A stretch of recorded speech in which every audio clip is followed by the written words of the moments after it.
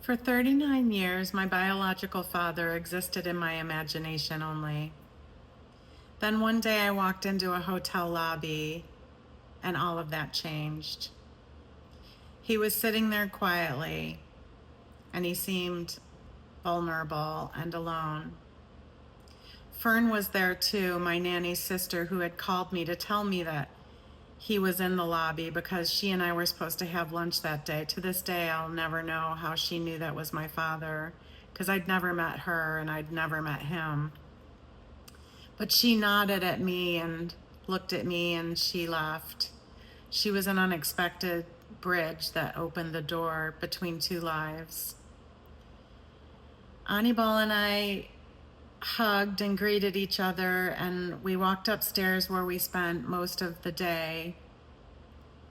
I morphed into Barbara Walters and was interviewing him with a camera behind me, wanting to know all there was to know about him, which he happily obliged. He gave Max a Puerto Rico cap, which he donned, and was sitting next to him playing his Game Boy that whole day, and that tells me something about Anibal, that he thought of him and he was kind and generous. I learned so many things about him that day, like he played minor league baseball and he was in every branch of the military, including fixing jet engines when he was in Vietnam during the fall of Saigon, and they helped evacuate some of the residents there. He was funny, he was kind, he was witty, very sharp, and super with it. And the next day, I learned that he was an alcoholic. When I took Michelle, Max, Anibal, and I, we all went to lunch. And when we sat down, he ordered a beer and he said, "Oh my gosh, beer, cold beer, beer, beer, beer, beer. I love beer."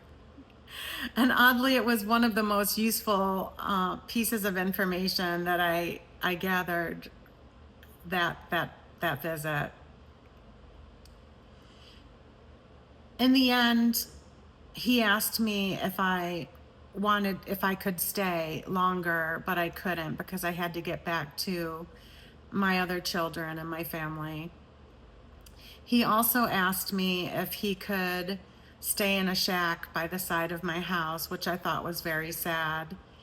He told me that he was living with his ex-wife and her new husband in their house in a room in the front of the house, and Michelle shared with me that she would bring him a 12-pack every week that he had to make last. So I felt compassion for him, but for practical reasons couldn't bring him back to live with me.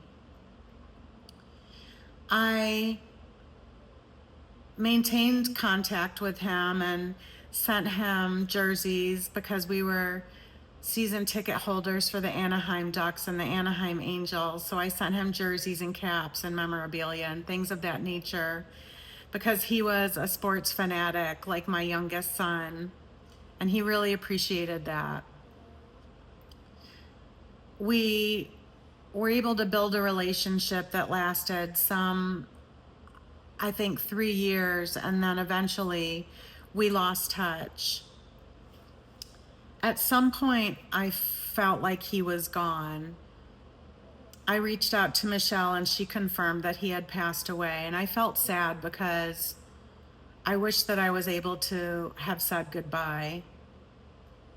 I don't know if he passed quickly or if he died after an illness, but I was grateful that I got to know him.